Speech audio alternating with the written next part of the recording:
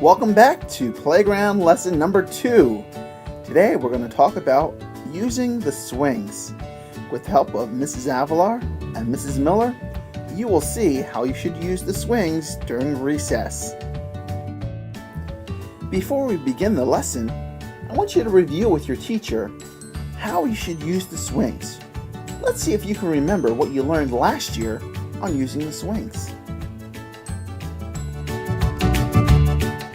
Let's watch Mrs. Miller and Mrs. Avalar as they approach the swings. They grab on with 2 hands and carefully swing front and back.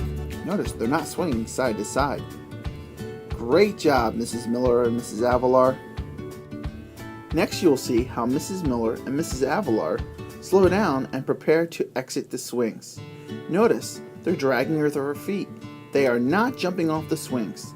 They will stand up using 2 hands and move away from the swings, and they will not save it for their friends. In the next video clip, you will see how Mrs. Schultz and Mrs. Bishop move away from the swings as they are walking by them. Watch here in the video. Notice Mrs. Schultz and Mrs. Bishop spot the people on the swings. They say, "Oh no, we can't go there. We have to stop and move around." Look where they point. They were going far away from Mrs. Avalar and Mrs. Miller on the swings. Great job, Mrs. Bishop and Mrs. Schultz. Next, we will learn how we should play games with others. Please watch carefully on how Mrs. Bishop, Mrs. Schultz, Mrs. Avalar, and Mrs. Miller play games. Notice this group of friends is out on the playground playing a fun game of tag. They're interacting with each other, they're being nice and kind, and they're not being rough. They're having a great time.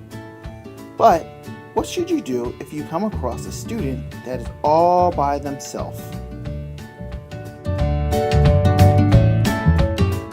So here's the great group of friends playing a game, and there's Mrs. Miller all by herself wanting to play. She's really sad because she wants to play a game with them. What should she do? And what can the group of friends do? Please pause the video and take a moment to think about it.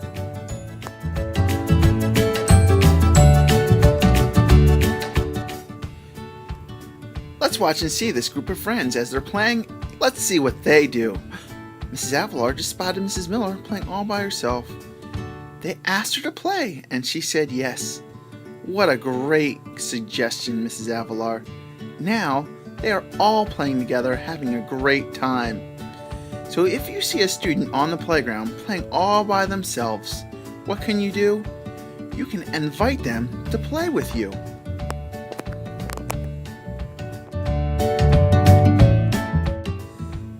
Next, we'll review the end of recess, how to line up, and what you should be listening for. Please watch carefully to what these staff members do when the whistle blows. So, here you are out in the playground, and all of a sudden you hear this. That's the whistle blowing 2 times. That lets you know that there are only 2 minutes left before you line up. So, you know if you're in the middle of a game, it's time to wrap it up. Now, let's watch them as they hear the final whistle blow. Here they go. They're walking over to their line. Notice they are walking, not running. They are standing in a straight line and standing in a zone 0. That's right, waiting for their teacher.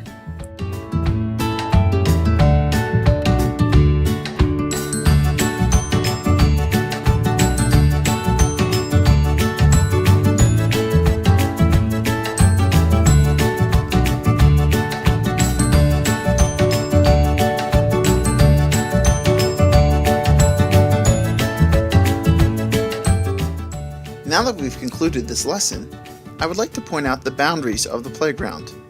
You'll notice the blacktop to the mulch, and back around to the mulch, and then to the blacktop. Please stay in that area. Please do not go on the grass or beyond.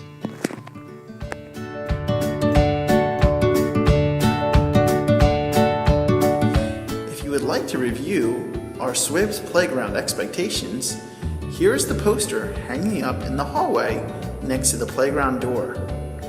Let's review them. It's a Zone 2 green, obey the rules of the playground, which we just went over. Go to an adult on the playground when there's a problem. Dress for the weather as the adult tells you. Line up quietly, Zone 1. Obey the 3-whistle rule. Keep hands and feet to themselves. Include others in activity. And finally, taking care of things. Use playground equipment properly. Thank you for watching Playground Lesson 2. Hope you enjoyed the videos, and I hope you learned something. Please take a moment to review the playground expectations with your teacher. Let's see how many you can remember.